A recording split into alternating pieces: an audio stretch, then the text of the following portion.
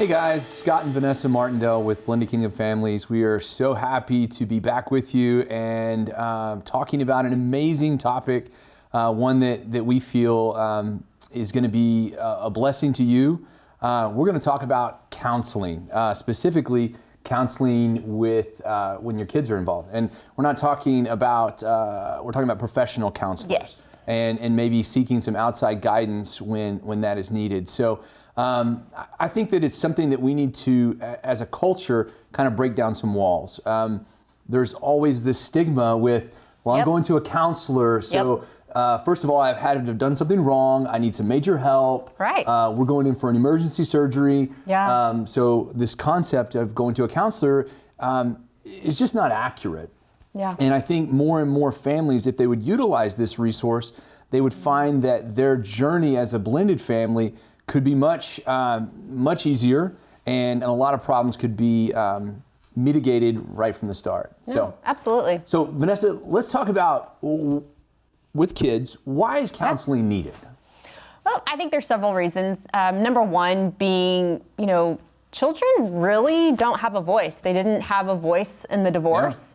They didn't have a voice in what their current situation is, really. And so, depending on their age and where they're at, there's a lot of things that can come from a divorce. Yeah. Emotionally, spiritually, there can be some damage there, even physically, unfortunately, that happens.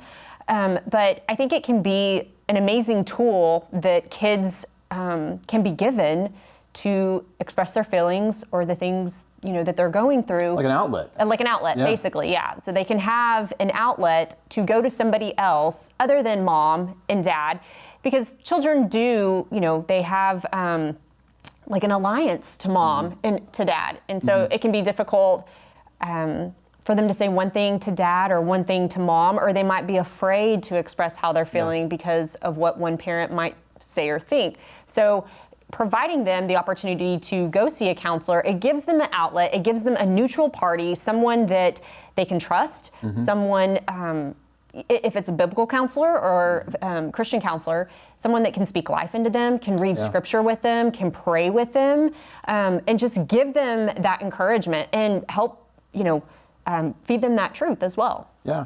And let me tell you, whether your child is 5 or 15, they're being influenced. So they're being influenced by folks outside of the house. So whether that is friends or maybe extended family or something like that. So they're getting info from other sources already. So the principle of getting somebody in a therapeutic environment, which is different from a normal conversation. Let's be honest about that. Therapeutic environments that counselors provide is specifically designed to help you through a process in a healthy way. So if your child is out there getting information from other sources, maybe they have friends with divorced parents, and those guys are speaking into them versus a Christian counselor or somebody who's speaking biblical truth or therapeutic truth to them, there can be some real dangers with not letting that happen. When should you as a parent look at your child and go, hey, we may need to see a counselor here, or maybe there's some stuff going on that we need to see. Absolutely. I don't think that, I think most people think you go once you get into that crisis situation, and I don't believe that that's necessarily the truth. Yes, of course, if you're experiencing any type of turmoil or crisis in your family, or if you see, your children acting differently, whatever the case may be, I will say that, if it is a situation like that, if behaviors are different, if their, eating habits are different, sleep patterns are different, if they're really emotional, things like that, there's different triggers that you can read about and find where okay, there's something going on, and your child, how they are, and so, a lot of us will have that Holy Spirit conviction of like, hey, I don't think something's right, but also I would highly recommend, currently in the Master's in Marriage and Family Therapy program, and, just all the stuff that I'm learning about Christian counseling, in the process of blending, say you're not married yet, but you're in the process, right? Mom's fixing to marry new stepdad, or dad's fixing to marry new stepmom, whatever the situation may look like for you and your family. Go ahead and taking that step and just pursuing counseling as a family and individually with the children, because I think it gives them an opportunity to express what they're feeling going into the process, but also can help the family unit and you as a married couple, but also with the children together.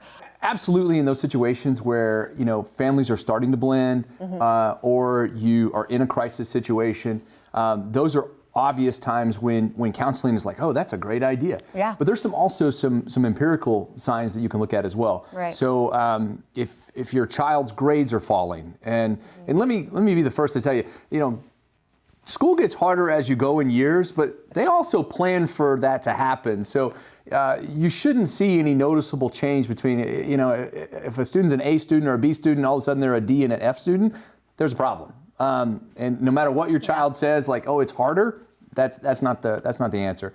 There's something going on there. So the empirical would say, hey, look at the grades. If you see any noticeable changes. The other would be change in social structure.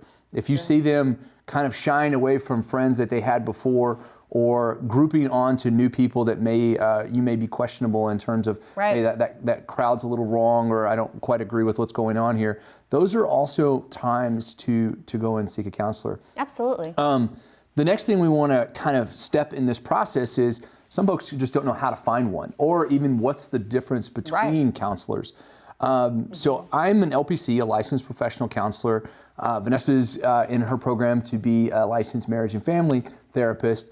So an LPC, an LMFT, those are abbreviations that you may see out there. But let's just kind of go through that process of how to find a counselor. So the first thing I would always suggest is, hey, ask your church. If you belong to a great Bible-based church, ask them if they have some biblical references of counselors that they would recommend who work with kids. The second place that I would go is there's a great website called Psychology Today. It's really just kind of a database of counselors that you can go in, enter your zip code, they'll tell you the counselors that are in your area. And then the other source that I may look at is maybe a referral from a friend as you talk to other moms and stuff. But there are different types of counselors. Right. So very important to understand. There's a psychologist. A psychologist would be a PhD counselor. And those guys do therapy, but they also do a lot of testing as well. Then you have your LPCs, your licensed marriage and family therapist, and your clinical social workers. All of those abbreviations and all of those specialties can work with your children if they work with kids. Right. So again, a lot of information out there, guys. The best thing I can tell you is do some research on places like Psychology Today, or talk to pastors in your church, and find a great resource that works not only for you in your area, but also maybe for your insurance carrier or something like that. Yeah.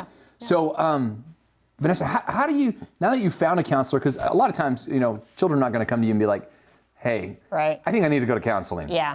They're not exactly keen on this. This is kind of like telling them to do more homework. Sure. Because it's like, it's not games and it's not fun. Yeah. They don't look at it that way. Yeah. And they may not see the long-term benefits. So how do you go about just approaching the subject with your child? Yeah. So, we've been in this situation and it wasn't very welcomed by our son, but ultimately he went and really enjoyed it. But, the way I approached it is that it was kind of like a life coach for him. And I think it just took the weight off of the word counseling, because like we've talked about before, there's such a stigma around counseling. And just what the world has painted it as something that, brings along shame and just things that you need to hide from and dark walls and no light. And so, so tell me how you feel about this. Yeah, what's going on here? If you're a 13-year-old boy, you don't really have a lot of depth in that feeling department. So so when this situation occurred with us, I just approached it as, this is someone that you can go to. This is for you. That has nothing to do with me, your father, our family. This is all for you, and just a way for you to express what you're feeling, or just talk about. It could be anything. It could be your grades. It could be, relationships, girls. I mean, whatever that may look like. And we went, and the great thing is that I went in there for the first 15 minutes. Yeah. And then left, and he had his time, and he walked out, and he was like, "That was awesome." And I was like, "Exactly," and there's nothing wrong right now. There's nothing wrong with him, or he's not going through anything tough or anything like that. But it's just it's an opportunity for them to, and again, I love how you said coaching. Yeah. If they're a teenager or maybe a young child, the idea of a coach is something a little bit more. It's not quite as serious as a counselor or the doctor, so to speak. Right. So going to a coach, explaining to them that this is an opportunity for them to have an open voice, talk about whatever they want, and again, let the therapeutic process work. Sure.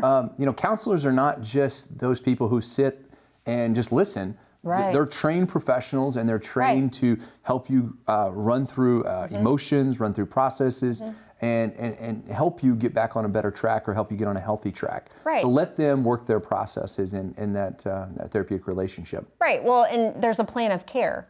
Typically when you go in, you make a plan of care. There's goals, things that you want to accomplish going into counseling. And I would say that that's probably one of the most important questions that you do need to ask when you go in is, what are some goals that you want to accomplish through this process and come out, better for? Yeah. So. Well, guys, and again, we wanted to bring this subject up because, first of all, so many people approach counseling, like you said. We have to be in crisis, or there has to be something really bad going on. Yeah. And if you're a medical doctor, you would understand that if somebody came in and they were having a heart attack or they just cut their leg off, that was that was a bad time to come to the hospital. But I'm glad you're here. But there are processes that you can go through. When you're healthy, when you're in a good situation and you're working through problems, and you can have something continual to do that. Kids evolve a lot especially between the ages of like 8 and 14. Sure. So many changes going on, and it's so important to have a rapport with your counselor. So even if it's something that you do on a bi-monthly basis or maybe a bi-weekly basis, you just have a counselor that you go to that the child feels comfortable with. As they start approaching these major life milestones, they're going to need somebody to help them through that process. And to have that rapport and to have that past history with a counselor is so important. So we hope that you have thought about this, and if you are in that situation where you feel like your child may benefit from counseling, don't wait. Don't hesitate to go through this process. Counseling is an extremely beneficial therapeutic process to go through, and we hope that you encourage you to do that. Yeah, and I just want to say that like you said, there's different avenues and there's different modalities to counseling because you can receive counseling from the church, or you can go to, for instance, a private practice. Whatever you're more comfortable with. Either way, guys, don't wait. Seek a counselor if you need one. Don't hesitate to do that process. It's a wonderful process, and it'll be a lot of help for you and your family. So, guys, we are so excited that you've been with us today. Again, Vanessa and Scott Martindale with Blended Kingdom Families. Have a wonderful and blessed day.